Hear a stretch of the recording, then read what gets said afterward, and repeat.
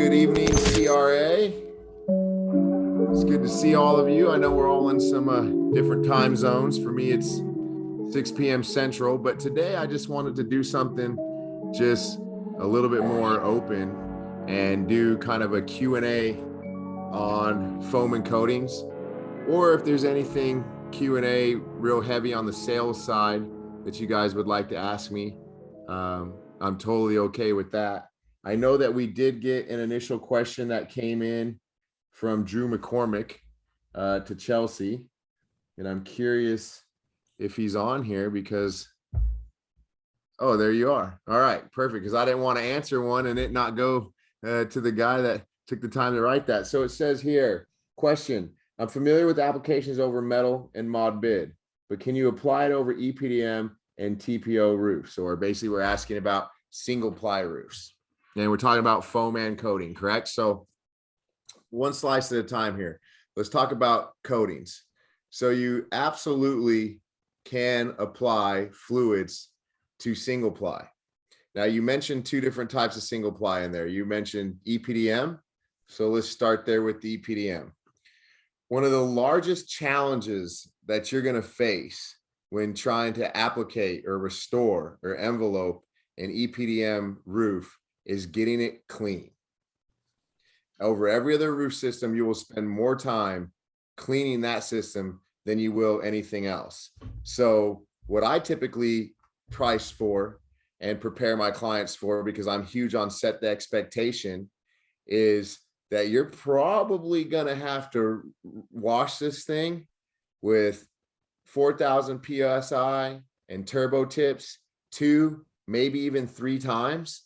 So obviously, if it's a failing system, it's going to fail when you power wash it, but you're going to spend 2, 3 times as many times cleaning as you would a normal system. The other thing is when you get to EPDM, sometimes that water is just not enough, and you necessarily just can't go back with the manufacturer's roof rinse. So let's use Tropical or let's use Geico. Both those manufacturers have a roof rinse. Tropical has a 652 roof rinse. Geico has a Geico roof wash, right? They give you the ratio proportion. They tell you to clean the roof with it. Sometimes when you're cleaning with that on EPDM, it's not enough. The other thing is whenever you use a roof rinse, and it doesn't matter what type of system you use it on, you don't want to overdo it, because if you don't get that roof rinse completely off, it will not promote positive adhesion and it will cause the coating to fail later on in life and it will end up peeling off. So with EPDM, I may do the first wash with the manufacturer's roof rinse. I may even go to the store and pick up some Simple Green and wash it with that. Then I'll wash it 1 or 2 times with just water, and then I'll perform a pull test. If the pull test fails, in my back pocket, little trade secret, go to the store and buy some xylene. You put a little xylene on the EPDM roof, wash off the xylene, and 99% of the time it's going to end up sticking. So with the TPO, won't have to wash it quite as much as the EPDM. But the thing about TPO, when you asked about that, is TPO is going to be based off of the condition of the TPO and the age of the TPO. If you have a brand new TPO, silicone, for instance, is going to have a real hard time biting down on it. You might even have to, mar up the TPO a little bit to get some good adhesion. If it's an older system, it's an older TPO, it's beat up, it's going to end up adhesing very, very well. Now, either one of these two systems, these are just some of my secrets that I use. So, a lot of manufacturers are going to tell you, for instance, I'm always going to keep going back to Tropical because I use them all the time, but I know the spec and I use other products, but they're just very quick in my mind to go off of. So, for instance, let's say I have a single ply roof and Tropical, and I want a 10-year warranty on it, and I'm using just silicone. Well, Tropical is going to tell me that I need to rinse it with a 652 roof rinse to promote positive adhesion. Then they're going to tell me that I need to use their 9400 butter grade on their seams, penetrations, flashing details prior to shooting it or spraying it with the Tropical 924 or their typical high solid silicone. What I like to do a little bit different with the manufacturer spec is I don't use a whole lot of their butter grade when I'm doing the single ply roofs. I may use it on the flashing details and I may use it on the penetrations. But what do we have a whole bunch of on an EPDM or a TPO roof, even a modified? we have a bunch of seams, right? A bunch of end laps. What ends up failing if it's not done correctly? Seams and end laps. So what I like to do is buy those 3-inch paint rollers, and I like to take the regular silicone. So if it's Geico, it's S2000. If it's tropical, it's tropical 924. And I like to very liberally apply it with the 3-inch rollers by hand when I'm doing my prep work, when I'm doing those penetrations, when I'm doing those curves, when I'm doing the flashing details, with 3-inch rollers at a wet mill thickness of about 45 wet mils. So I put it on there heavy before I spray the roof. It's going to be more cost effective because you're not paying the higher price point of the flashing grade, and it's going to be just effective. So what I'll typically do whenever you're doing large commercial roofs, you're typically, if you're spraying them, you're buying it in 55-gallon drums. I'll go ahead, put the total immersion pump in the drum, get a 5-gallon Homer bucket, take the tip off, let the wand just spit it in there, put them up on the roof, and have them do all the seams and end laps with the normal silicone at a 45 mil thickness, wet thickness with a 3-inch roller. So yes, you can coat single plies. It's all going to come down to positive adhesion. Positive adhesion on EPDM is going to be multiple rinses and maybe even some xylene. TPO is going to be based off of age. You can never fail with a pull test. Does that answer the question pretty good? Give you guys a few little secrets. So what other kind of questions can I answer for y'all? We got any questions out there regarding any type of coatings, acrylic, silicone, any type of foam, etc.?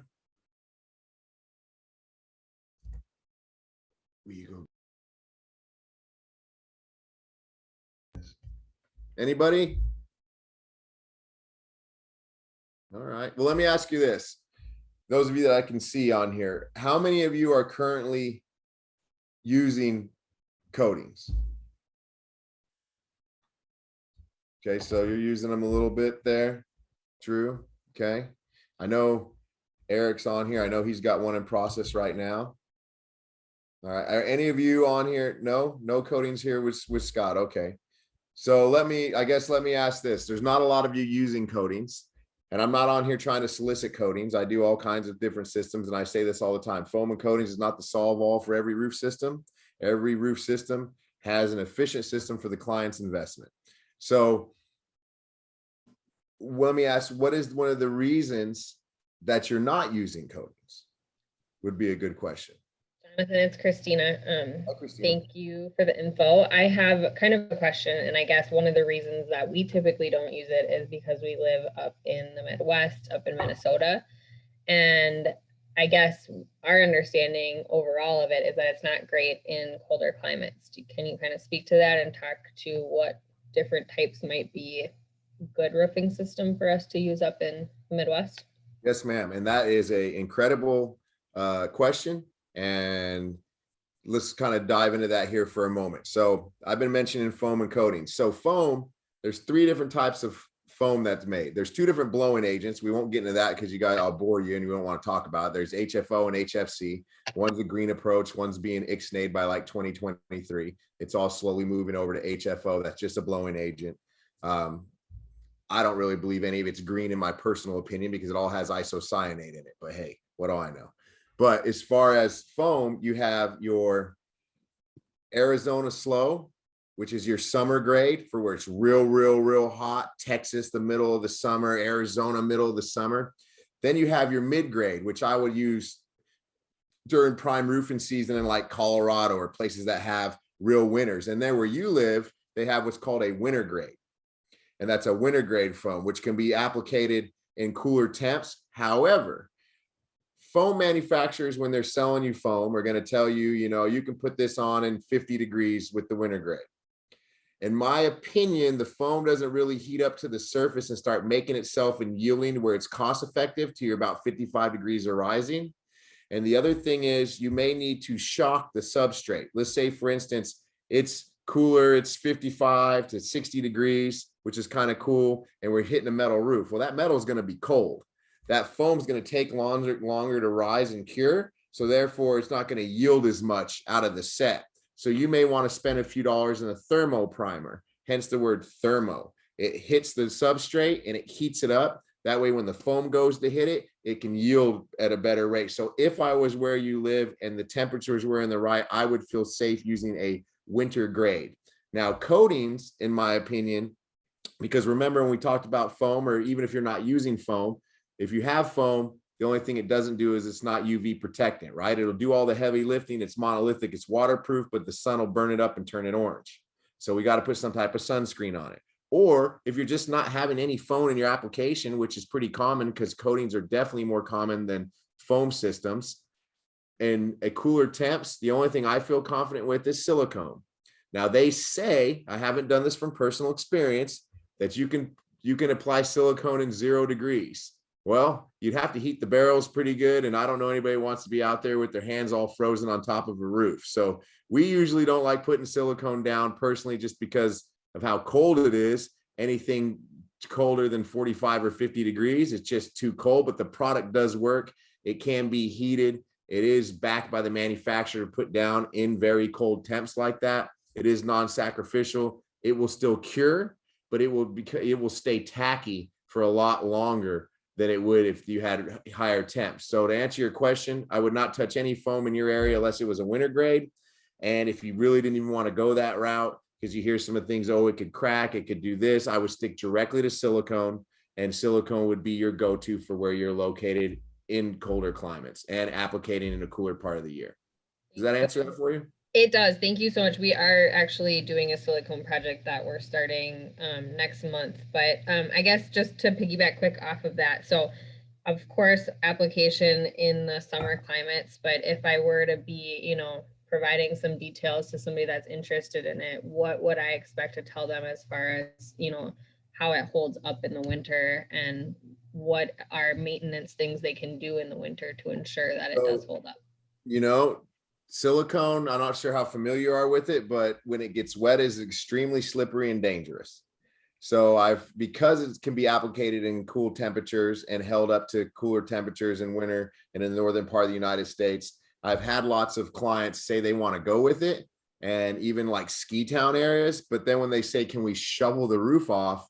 You're getting something that could be very dangerous. So it's like a slip and slide on there. So, you know, I don't know if they want to harness up and just fall down the whole time, but you want to tell them as far as maintenance, if it requires them being on the roof in the winter, that could be very dangerous. So my answer to that would be just ethically, if it's a low slope, yes. If it's a pitched roof, that would be too dangerous, in my opinion, to have people on top of it. They could lose their life. Thank you. Yes, sir. Yes, ma'am. Drew, I saw you raise your hand there for a moment. Yeah, when you say non-sacrificial, what do you mean there? Is that it won't shrink, or? Yeah, so non-sacrificial, that's a great question. And this is a very, very strong selling point. I use this all the time when I'm selling a silicone restoration. So, and how I like to use this comparison. Everybody on here is familiar with acrylic coating, right? We know what acrylic is. It's about half of its water in the barrel. It's pretty much like painting your roof. If you don't like coatings and you're making fun of a guy like me, you're like, oh, he paints roofs, you know, that type of product. Because what happens to it? Well, over time, it dilapidates, right? There, you know, the elements, cool, heat, wind, snow, rain, you know, you can get on an old acrylic roof after 10 years and start to see through it, because it starts to wear down and break down. Silicone, non-sacrificial, meaning if we put on, let's just say 30 DFT or dry film thickness, the millage after it cures, it will stay 30 forever. It never deteriorates. It's non-sacrificial unless you have some type of act of God. You know, if you got a hurricane or tornado or hail or something, that's going to, you know, destroy anything. But just basic inclement weather will never break it down. So as long as it's applicated appropriately and it adheres, you're good. So won't break down over time. Gotcha. Thank you. Yes, sir. What other questions do we have? Let's see. I hear somebody's mic on. All right, Drew, back to you. Another one. So you're doing just coatings and then like foam and coating systems. Is it about half the jobs that you're landing like yourself or with, you know, roofers helping roofers, or how's that look?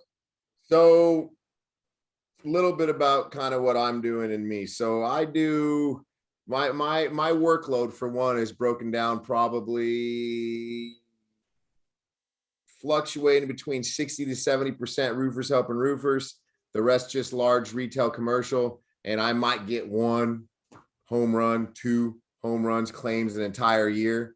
And other than that, and then it's my multifamily business, which is guys using PAs, settling the claim, making their money off it, and then making me give them aggressive retail price. That's pretty much what my workload is. Now, as far as what am I doing? So I'll tell you what I was doing before all the material shortages, and then I'll tell you how I've dealt with what's going on right now and what I'm kind of moving into, so you can kind of see the spectrum. Before the material shortages, I was doing a lot of hybrids, meaning I would use just a little bit of foam. I wasn't full foaming it, but I was using enough foam in flashing areas, flashing details, penetrations. If it was a metal roof, panel overlaps, lightly dusting fasteners. If it was a low slope roof like modified, if I had areas that were ponding, I would raise them a little bit to promote positive drainage. I'd go around curbs of units. I'd go around penetrations, things like that. Slope transitions, I would close off. And then I would use silicone on the rest of it. Or if it was a pitched metal roof, I felt comfortable using acrylic because the water was, being driven off of the roof because of the mechanical slope that was built into the structure. Then got hammered with this freeze, right? And industrial alley and all the other different things that we've been told happen, and nobody can get ISO. Well, the B side of foam is polyiso. So we got ISO board shortage, we got the foam for the tile roof shortage. It seems like it was in everything and we didn't even know it, right? It's in the glue that went into the OSB board. It's in the freaking B side of the foam. So whatever foam I had, I wanted to be very tight-fisted with because I was nervous. Prices are driving up. I can't get any product. If I can't get product, I'm paying significantly more for the product. That's driving my price up. My niche is to keep the meat on the bone for the contractor. So I'm in an area where I'm really having to move things around to make it work. So I went to almost predominantly full silicone roofs for a little while. And I was relying solely on silicone. Why did I go to silicone? Because it was a non-sacrificial waterproofing agent. And it was 96 to 98% solid as opposed to a lot of other coatings that had a water base in them. So I felt more comfortable relying solely on the silicone. Now, the one thing that I'm not a huge fan of with silicone, there's a lot of good things about it, but the one thing about it is once you use silicone, you are married to it. Silicone only plays with silicone. It will not play with anything else. Other coatings you can mix and match and do different things. Once you put silicone on a roof and you put it on the right way, where what you've cleaned the area and it's applicated onto a clean area and it adheses, it's not coming off and you're not putting anything but silicone on there.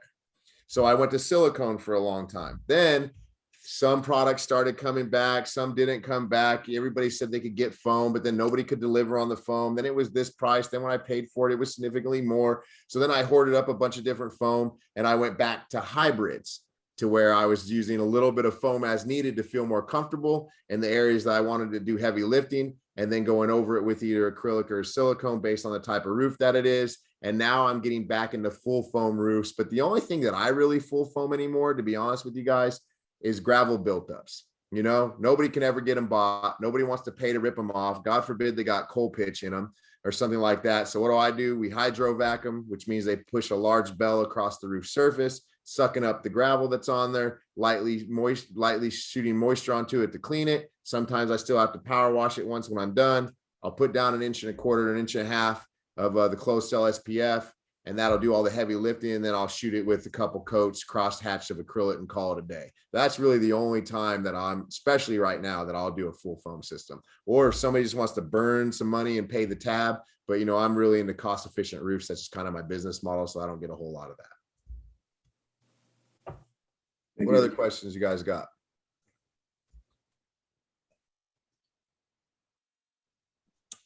Are you bringing a crew in, Jonathan? Okay, so I do not bring in any crews. Right now we have 4 foam rigs running. For every foam rig that we have running, we have 2 pumps for coatings, X70s for silicone, 833s, 933s for acrylics. We don't ever mix them. If they use for silicone, they stick to it. If they're used for acrylic, they stick to it. But all of our guys are W-2'd. Now, depending on the distance of a job, let's say, when I'm doing Arizona, Texas, Colorado, Nebraska, stuff like that, I can mobilize to those areas. When I get this stuff in Florida with Roofers Helping Roofers, that's really hard on my equipment. I don't want to drag my equipment across the United States. God forbid I have a little material in there and break the leaf springs on the truck, because something always happens. So at that point, what I do is I get with the manufacturer and they put me with their #1 local applicator. They take us to dinner. We work out everything, and then I bring them into the party. Other than that, so depending on distance, if it's in Tornado Alley, it's my guys. If I start shooting me everywhere else, it may be a sub. If it's something that's like where I have to feel super confident, let me give you a good example. We just did, my largest client has 7,000 buildings across the US. They're all churches and schools. They had a 3-story pitch standing seam roof, and it had to go perfect in Virginia, Chesapeake. We sent all of our guys there. I had to do something a little bit different. There was a lot of rooftop units and they wanted crickets. You know, if you try to build a cricket with foam, doesn't matter how far you push it up the panel towards the ridge, right? It's still going to pull up there inside the pan. So I had to get a little creative. So I dropped EPS in it. I took the EPS all the way up to the ridge. Then I put foam over the EPS in a convex. And then I coated everything, because then it would actually shed back down. But then I was worried about, well, what if some water got underneath the EPS and I fastened it down, then it's going to leak in the building that far away, and I got a warranty claim. So I lightly shot foam, put the EPS in it, had them stand on it to adhese it and hold it down without having to drill any holes into the substrate. But that was one where I didn't feel comfortable. Even though there's great guys out there, I wanted my own guys. So I sent my own guys to that specific project.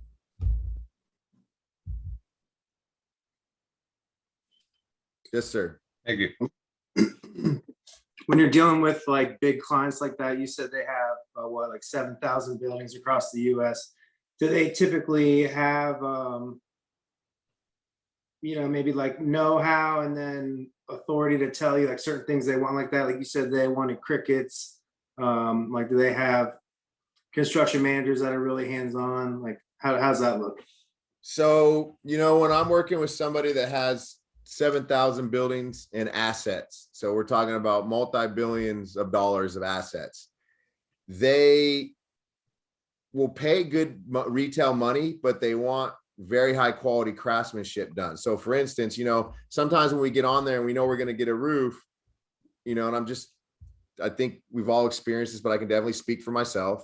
I get excited because I'm like, man, I know I'm going to get this roof, right? And you're like, the manufacturer's spec by heart. I'm like, oh, you want a 15-year, it's standing seam metal. I'm going to give you 2 gallons per square foot. I got to use this. I got to use that, okay, perfect. But what I'm really doing is walking around and seeing what's going to become a problem, so it doesn't end up leaking, so they don't get frustrated for paying top dollar for a quality roof and I miss something. So let's use the project I just talked about for example. I noticed when we were walking around that it was leaking on all the walls. We see that all the time, right? So this is a metal roof leaking down the walls at all the eaves. So I realized that when it was getting heavily rained, that it wasn't draining appropriately. It was backing up over the eave, and it was going in between the eave panel and the gutter. So even if I sprayed the roof perfect and I didn't figure that problem out, it was going to leak. They spent a bunch of money and I had the potential to lose my top client or burn money on warranty claim.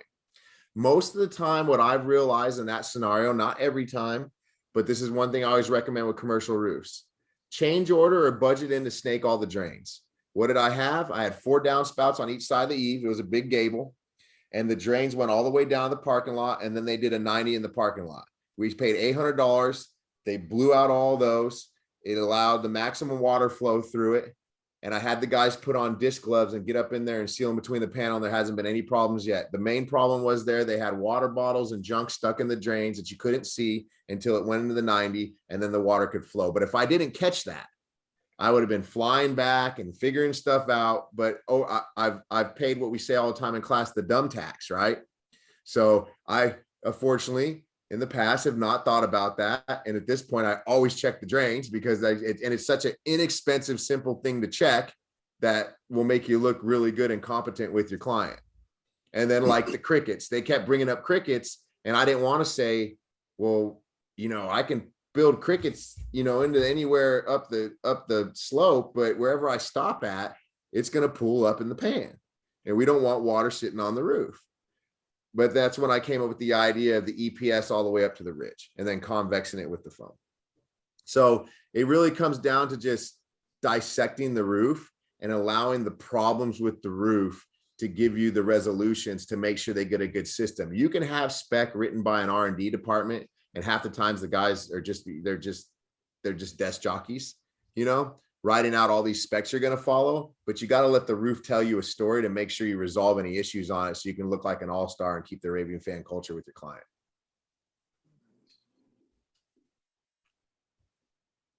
What other questions do we have?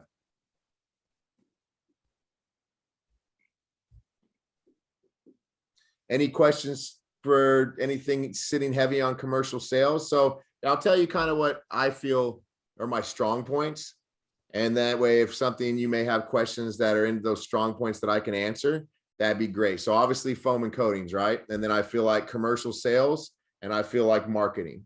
Those are the things that I feel are really my strong points that I have value add that I can give you. So if you have questions that are other systems, commercial sales, marketing of some type of, I'd be more than happy to answer those as well. Jonathan, I have a question. This is Christina. I know obviously you have a pretty big network and you're well known in the industry for the work that you do, but as far as getting new leads for coatings, how do you go about kind of marketing and branding yourself outside of obviously your network? Okay, so to target, I want to make sure I answer it correctly, to target, say, retail customers, multifamily customers. Sure, retail customers, multifamily. If you're in a new, geographic location, how do you go about kind of building up your presence there as far as coatings are specifically? So here's something that I would recommend. We've talked about this a lot in the class, and we always talk about this as a relationship business, right? And then we talk about, whenever I bring up know your craft, I say, hey, lean on distribution, lean on manufacturer. So let's just use coatings. Get a manufacturer that you come in, have them do a training with you. But as you're vetting the manufacturers to find, ask them, I really want to get heavy in this. Do you provide leads? Do you provide opportunities for people that are going to give you loyal business and are going to let you come in and train all my guys? We're going to lean on you as we start to learn this thing. And if we're giving you business, are you willing to give us stuff back? When I was shopping around for my next manufacturer, I asked them, I said, I'm a performance-driven individual. If I'm going to give you my business and you have an idea of what I can do, or even if when I was brand new, then I want somebody that's going to return the favor to me. So can you provide opportunities for me? And so that's always a strong thing for me, is getting opportunities. The other way that I'd like to obtain business is I like to be very strategic and selective with my networking. It's very easy to burn money and time and networking on bullshit. It really is. You can go to anything after work and have drinks with people, cocktails, and get nowhere and have a blast and pay the fee to get there. It's fee to get there and you get nothing out of it. Or you can move around and see where people are really doing business, or find networking chapters that are successful. Networking groups all depend on who's in there and how serious they are. I've seen B&I chapters that did really solid in great areas with tons of leads. And I've seen ones that I thought were complete wastes of time. The other thing that I do is, if I dial in on something, for instance, like my multifamily people, and they have networking events, I go all in. I go to everything. I may go to the small roundtable meeting. I go to the golf tournament. I get on every single Zoom that they are. So they always see me. They always see me. They always see me. So I go all in and I'm consistent with it. And then obviously social media marketing. Social media marketing really comes down, in my opinion, is capturing the audience. So one, it's figuring out who is my audience and what do I want to portray to them. The thing that I've learned is nobody likes being sold over social media, including myself, right? So if I'm going to stop and watch something, I have to have interest in it. So for me, if we're talking about business, what is the value add?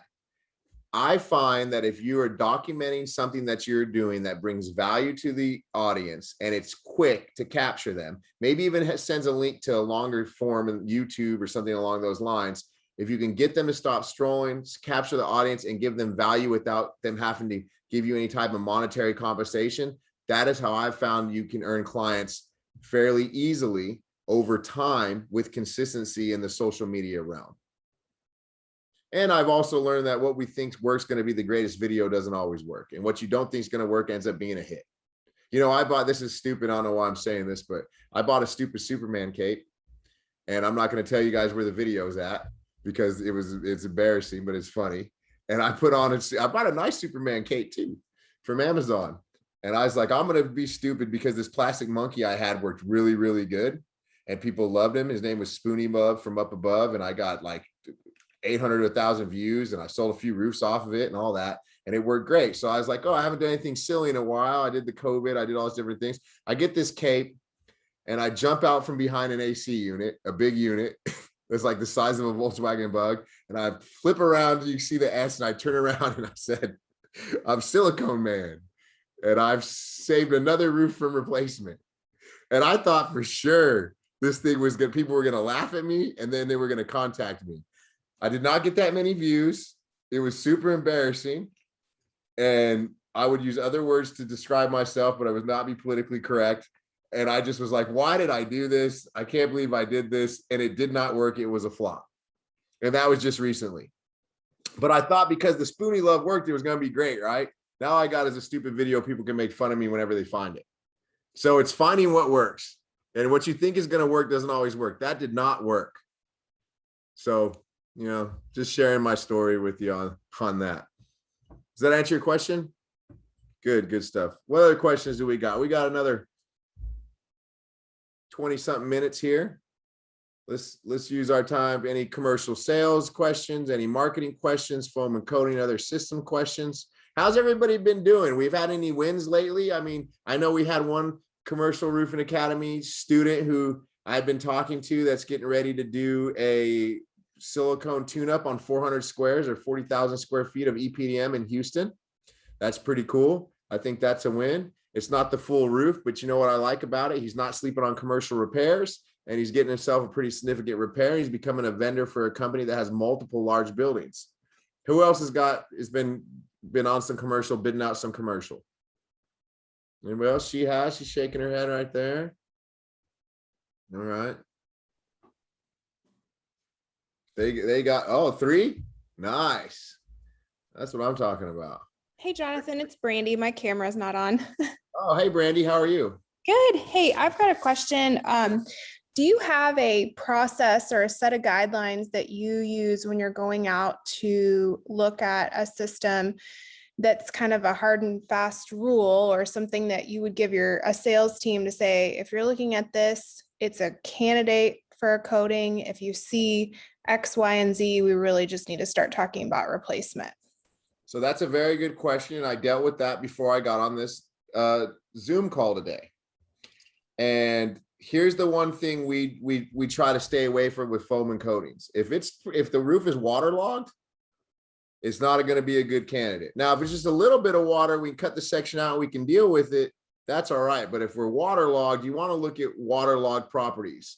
If you have a waterlogged property, then it's typically not going to be good because you're going to get blistering in your foam, even if you were to put one-way vents in, because some systems, you know, there you can do 115 mil fleece black low-rise foam over a waterlogged property with a roof system with a one-way vent every 1,000 square feet, and over time it'll drain it out and you can get a 20-year from CSL with a hail rider on it.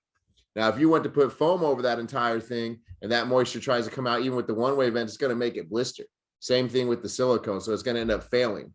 So I had a large roof that was brought to my attention today that I'm super happy to try to put foam on, but I don't know if it's going to be a good candidate. So I'm leaning on the manufacturer to do some drone thermography for me to see how waterlogged it is. And then I'm also putting it on them because I'm going to do a manufacturer's warranty and they would have to be the one to thumbs up it. So if I have a property that I feel may have water that's on the borderline and I want to do foam and coatings, I lean on the manufacturer and make them make the decision. If it can't fall into that, then I'll go with a different system from a different type of manufacturer that will allow me to do waterlog. Or if I just have to, and we get down to it, I'll remove and replace it. But I've found that for me personally, because remember, I don't do a lot of insurance. If I did a lot of insurance, I'd rip everybody's roof off because that would just be the most profitable for my company and it would help build it quicker. So I don't do a lot of insurance though. So what I do is I do a lot of restoration, enveloping, you know, layovers, pull off the first layer, put on a second layer, because people come to me in the retail world, they're looking for the most cost efficient system. If I can give somebody a 20-year manufactured back NDL warranty without ripping the system off, it wouldn't really make any sense to give them the exact same warranty and rip the system off if they're paying out of pocket. So I always try to find what'll work into that. So if we're putting insurance aside, I lean on the manufacturer to make the decisions and then see what systems are going to be available to me. If I feel a little bit iffy, like for instance, I get up there a couple days after a rainstorm, there's still standing water. There's marks we can see water's been sitting on the roof for over time. Does that answer the question, Brandy? Yeah, for sure. I know you said, is there, I guess, a percentage of the roof? Like if you're seeing pockets of water that you would say, like, if it's over 15% of the roof, if it's over 20, you know, because a lot of them are going to have some spots that are holding water. Yeah. So I like to use, now, granted, I don't do a lot of work in Florida. I just got in that market, but I think with them, anything over 25%, you're replacing a roof.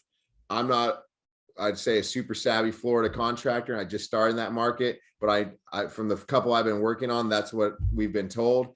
But I usually say if there's anything more than just kind of 25% as a rule of thumb, if I can't cut it out and redo that area, or I can't get the manufacturer to approve, usually if there's 25% or less, you can cut out. If you're like 10% or less, they can sometimes they'll approve a one-way vent in that area. But remember, if it's foam, there's a good chance it could blister in that area.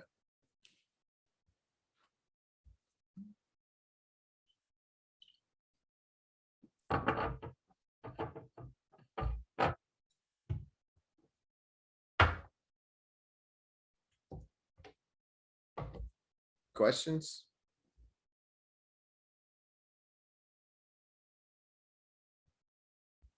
Did that answer for you, Brandy? Yes, sorry, my computer froze. We're good, thanks. Okay, I just want to make sure I answered that for you.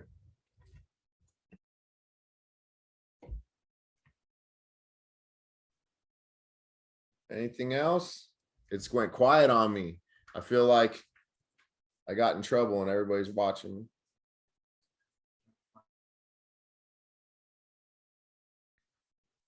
Anything come up with you guys over the last few weeks on a commercial property? Anybody get jammed up on anything?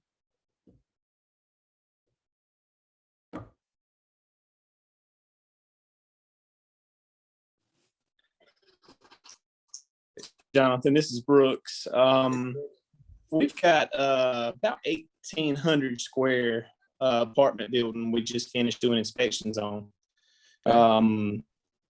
We're kind of in a torn spot here, and I think I know how to run it across you. It's not this CapEx budget to replace the roofs. We've inspected all of them. It's 11 different units. A few of them look like they could clearly be insurance claims. He's owned them for a little while now. There's been a couple of small windstorms and stuff since then. Some of them just need repairs or borderline on if they'd be bought or not. I'm just thinking maybe we go to him straightforward. Look, these definitely could be bought. These are borderline. Let him make the decision and kind of go from there. I mean, do you think we should push hard for the insurance claim, or maybe just put it all on the line for him to make that decision and see what he's wanting? I think that you should give him your opinion on each one of the buildings. You know, I may come to him and say, hey, look, on this building, this building, this building, I'm finding moderate to heavy textbook collateral damage. But on this building that's on the leeward slope, and let's just say, for instance, it was steep and the hail didn't make it to the other side, I'm finding minor or no collateral damage. At this point in time, my assessment would be this: if you like it, I could bring in even a specialist, maybe a PA at no cost, to review it and see how the strength of the claim, and then put it on them to make that decision. That's just my opinion, but I don't do a lot of claims. But when I do claims, that's typically what I do. Okay, so yeah, the bringing in a PA for their opinion, that's a great idea. I think that might be. So again, you know, and I'm going to go back to that relationship thing. So I'm going to use when I'm involved in any type of estimating practices, and people may bring things up to me, and, you know, I did, you know, 20 something storms before I went all retail, and Eric almost suckered me into doing one more. But so I will usually mention to folks, on large commercial, you know, they may know a PA or somebody. I'll say, hey, listen, there's some PAs out there that'll take a look at, and I'll mention some firms that'll come out and take a look at this at no cost, just to see if we have a strong opportunity for you to get a total loss or some type of loss on this. And then, you know, I may refer a couple firms out there to them. You know, Alteri is connected with us. Those guys would be willing to do that, and they can go look. Steve is big into the claims and can probably answer this question a lot better than I can. But I'll have them take a look at it and see what exactly they're dealing with, so they can get a pretty decent grasp on what to expect if the insurance is practicing in a fair manner. Steve, do you have anything you can add on that? I know this is kind of your cup of tea right here. Yeah, have someone who is an expert in either wind damage or hail damage, depending on what you have. If you don't feel that you're an expert, have someone come out, and if they believe that the roof, it does have legitimate damage and has sufficient damage to warrant replacement, then have them put together a PA is an excellent idea, Jonathan. Have them put together a full claims package before filing the claim. So that way, when they file the claim, the PA will be filing the claim, and they'll hand them the full claim package. It'll have the estimate. It'll have a full photo report. It'll have a proof of loss. I mean, just the entire, everything the claims department needs to be able to work the claim. In essence, what you've just done is you've done the adjuster's job for them. Every single thing that they would do as an adjuster, you've just done for them. And then essentially what the PA would ask is there anything else you need to be able to come to a conclusion about this loss? Once they ask that question, the Unfair Claims Settlement Practices Act gives the carrier 10 days to answer that question. And if they say, yes, we need this, that, or the other, then you guys, you and the PA, y'all provide whatever they need, then ask the question again. Once they say, no, there's nothing else we need, they have 30 days to make a payment. They can't drag their feet. They can't draw it out.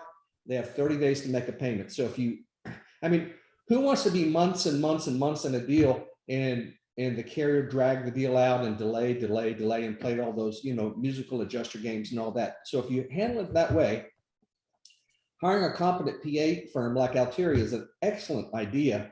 And and time is money. And so, you know, if you can have this thing buttoned up in 45 days, then you just bust it out that way. So Jonathan's exactly right. And that was kind of my concern with it being someone we're just building a relationship with. We didn't want to drag them out in a 6-month or 12-month insurance claim and create a bad environment or bad first impression there. So that's kind of, I mean, we feel like it is a wind claim we're looking at, and we know wind very well because we're like on the coastal North Carolina area. Yep. And it's just, I also know insurance companies, and some of the wind I consider damage, and I know they're gonna say, oh, that's not wind damage because it's like pulled through fasteners or a bunch of unsealed shingles, you know, and they're all around here. Like if it's not creased or gone, you know, and I know on 1,800 square, they're probably gonna try to be a little more hard up than they would on a 30 or 40 square residential property. So this is shingles on a multifamily? It is. Okay. Yeah. If you'd like to call me, you know, I can, well, I got 16 minutes. So one of the things you have to realize is that property policies, because they're a contract of adhesion, in other words, you're stuck with the language. Like if I were to hire you to do my roof, I can go in and I can like pencil out a particular sentence or write something else in, and we can initial it and we can change the contract around. You cannot do that with an insurance policy. It's known as a contract of adhesion. Adhesion means you're stuck with it. That can be to the insured's advantage. For example, they define the word property damage in the property policy, and it's defined as injury to, destruction of, or loss of use. Injury to is your cosmetic damage. Loss of use is your functional damage. So has the mastic adhesive strip lost its function? does it have a loss of use? So it was stuck before the windstorm and it's not stuck now. And it won't re-adhere with warm weather. If that's the case, whether there's wind-blown debris under it or whatever the case may be, then you have a loss of use of the mastic adhesive, and it fits the definition of property damage in the policy. They're not going to like that. But it's not a matter of what they like. That's what they agreed to in the policy. And so one more reason to hire a really competent public adjuster that can make these policy arguments, because you as a contractor cannot. Because we can't make that argument, right, Steve? Correct. That's a PA argument right there. Correct. That's Yeah. one more reason why. Now, I'm teaching you this so that you'll be educated and you can speak, with authority when talking with the PA, but the PA is the one that has to make that argument. The policyholder also could, though, correct? The policyholder could, and their attorney could. Yeah, right. Yeah, those are the three parties that can do that. And Brooks, here's something that I always say, when I'm dealing with a large potential loss claim, right? Unfortunately, sometimes they're looking at it as the insured, like, okay, I hope this contractor is just not trying to get me to file a claim if there's not legitimate collateral damage. They're thinking, there's a lot of myths out there. Oh, it's going to raise my premiums. It's going to do this. Some has some truth to it, some doesn't. But this is what I always tell them. If some of it has legitimate collateral damage on it, I tell them this. I say, listen, here's something to chew on for you. Think about this like a speeding ticket. If you're speeding and you get a ticket, whether you're going 5 or you're going 20 miles over, you got a ticket and everybody's going to see it. We file this claim, whether you get $1,000 or you get $100,000, you got a claim and everybody's going to see it. So why don't we make sure you get paid appropriately so we can make accurate repairs to your building, have this PA look at it for us and see if we have a legitimate claim, and then move forward on it and work together to make sure that we get competent estimating practices to bring the property back to its previous storm condition. I tell them that when I do get a claim, but I never get claims. But it would be cool if I did, because I'm really good at selling them. Perfect. Thanks, guys. Thanks, everyone. Yeah, no problem. What else do we got? We got about 12 minutes left. All right, let's have a little fun then. So we have any questions? So what I want to do is I want to give some stuff away. So I'll ask some questions and make sure I use this right? Okay, so you got reactions down here. So you got to be the first one to get the reaction to answer the question. So I got Surefire t-shirts. We got the guns, sweatshirts. We got the hats, and I got Roofers Helping Roofers socks. There's no Broncos stuff in there, right? There's no Broncos socks, Okay. but I do have a picture of Eric in a Broncos hat standing outside of the house. I'm not sure Yes, why. you do. I wonder if Chelsea can mute him. Okay, so we got Roofers Helping Roofers socks, hat, hoodie with the foam gun on it, Surefire t-shirts. Who can tell me what the acronym DFT stands for? Anybody? Where's the reaction? I don't see a hand. I don't see anything. Nobody. Oh, there's a hand. Drew, what is it? Dry film thickness. That is correct, Drew. Drew, what do you want? You want a hat, a hoodie, a t-shirt, a pair of socks? That hoodie's pretty tough. Let me get that. You want the hoodie? Yeah. What size are you? XL, please. XL. Okay, and can you do me a favor? Do you have my contact information? Are we friends on Facebook? Okay, can you shoot me your address so I can send that to you? Yep, sure. Perfect. All right. Let's give away one more. I got to think of something cool. Eric, you got a cool question you can ask that I can give them away? Eric's got some pretty cool shirts, but we won't get into that today. You put me on the spot there. Yeah. All my questions are probably tar related, so Oh, stick no. with foam. Stick with foam. Okay, stick with foam. Okay, foam and coatings. Let's see here. Don't want to make it too. I'll see if anybody remembers this. This is good. This is good. If anybody remembers this, I will include $100 bill in whatever I send you. Okay. There's only two types of blowing agents. I only mentioned it briefly, and I said we're not going to get into it. They were 3 letters each, and they both started with H. Does anybody know what they were? You want to take a crack at it? Valiant Restoration? What is it? You're on mute. Okay, what is it? HFT and HFC. Nope. Nope. Anybody else want to take a crack at it? Cody Ronk? An HFO and HFC. Yeah, I think you Googled it. I saw you over there. No, I took notes the whole time. Yeah, I'm just messing with you. Cody Ronk, you got it. What do you want as far as your item? The hat. Hat's good. Okay, Cody, hat, and he gets $100. I know you have my contact info, right? I do. Give me your address. I will put both those in the mail no later than Monday. I will shoot you the tracking receipt because I'll send it certified. Snail mail parcel will be there 3 or 4 days. Thank you guys. You guys are smarter than I thought, so I'm not giving away any more money. I just messed you. Want to make it fun. Is there anything else that? Oh, I got a question. Yes, sir. All right. So, all right, guys, you have hail, lemon-sized hail, let's say, hits a gravel ballast built-up roof. How do you find the hail damage, and how do you prove that it's there to the adjuster? A gravel ballast, not you, Eric. This is good. Because they're going to say it's a gravel roof, it's not damaged. And you know what? They got a good point, because if the gravel is like an inch thick or greater, then it's going to absorb the impact energy of the hailstone. Come on, think rationally and logically. Oh, Drew's hands up. Aaron's Bible's hands up. Yep. Would you just clear the rock and just show that it's messed up the rubber, the EPDM?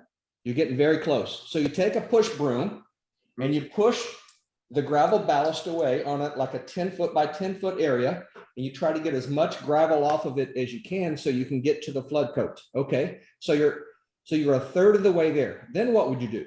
So now you have dust all over from the gravel ballast on top of the flood coat. Oh, I saw Brandy's hand go up. But Steve, you're talking about a gravel ballast with a BUR underneath it with Yes, asphalt, right? yes, I think he yes. thought you were talking about a ballast on EPDM. On a river. Oh, no, Yeah. on built up. Yeah. So you have on a built flood up. coat. You are. Yep. Well, So now what are you going to do, guys, to get the dust off so that you can see? You take a leaf blower. So you take a leaf blower and you blow all the dust away.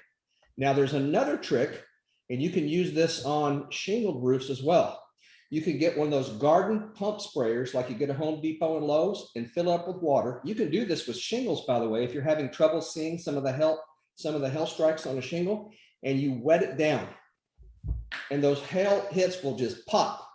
The same thing with the gravel roof. Once you take the leaf blower and you blow all the dust away, and then you take the pump sprayer and you spray that 10-foot by 10-foot area, and if there's any hailstone, any hail damage on that, then it's going to pop once you get it wet. Makes sense? Can I add something to that, Steve? By all means. So what we've done in the past, if you ever run into a gravel ballast like that, is that your parapets are always going to be bare felt that are mopped, and they're going to be damaged first because they're weak on those walls. And so you always find the point of impact from which way the storm came and find that wall. And then when you do a core, and 9 times out of 10 on a gravel ballast like that, they're never to code for the insulation. So if you get them to open up coverage on the walls to repair the walls, and then you have to cut into the roof to be able to repair the walls, but now I've opened up coverage on the roof and I've only got a 1/2 inch or 1 inch of fiberboard, because that's 100% what they're always fiberboard on those, because they're generally 20 years old and everybody put in perlite or fiberboard. And then all of a sudden you've opened up the entire system, And if they have code and ordinance, you can get the whole roof replaced with 4 inches ISO. That's how we do it. Nice. So I do, that hand raise was my dog, but I do have a question to follow up on, Eric. The last one that we looked at like that, Eric, there was lots of pretty bad alligatoring. It was in crap shape. So what about identifying hail in that situation when you've got a lot of alligatoring? Did it have gravel on it, or was it just a flood coat? No, well, it was the parapets that were like that, and then there was gravel on the rest of the roof, but where it was On the pulled flat. back, it was still pretty in rough shape. Did you see hail strikes on the wall at all? It was really hard to identify. hard to I went through see. the pictures after Johnny got off the roof too and tried to help him find. I Gotcha. just I know mean, if there was a good way. I would be glad to look at them. I mean, they look like a hail strike on a shingle as well. I mean, obviously it's going to be round and there's going to be an indentation. If on those kind of walls, it's usually so obvious that you can't miss it. Like you're not having to do this, to find them on those kind of walls. The allegation usually won't matter. The allegation obviously is thicker because it's where the guy didn't know how to mop. And so it was heavy in a spot. And then so those heavy spots are what actually alligate. And then those weak spots that are around it where they're thinner is where you're going to really see that hit. So it's just like when you're looking on a shingle where you have that overlap and there's that weak point in the middle where they overlap. And that's where you always look for hail hits first, because that's the weak point in the shingle. You do the same thing on the walls where you have your thin coat where the guy didn't mop it quite right. And that's where you're always going to see those hits, and they're going to show up like really obvious. And if you don't find them on the walls like that, it's probably not there. And I'd be glad to take a look at those pictures as well too, to see if I, see anything different, just because I've seen a million of those and put a million of those on. And What's that? That's a bunch of roofs. Yeah.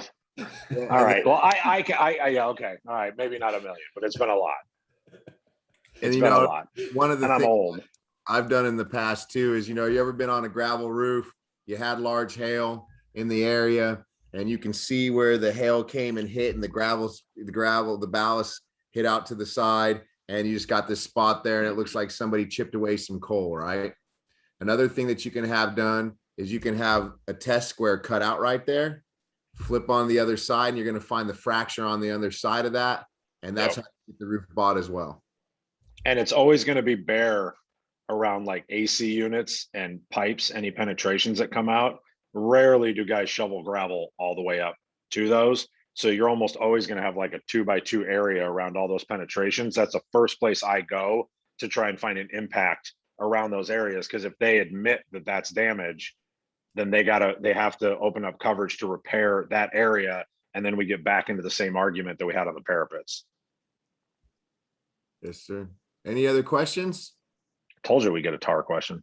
Yeah.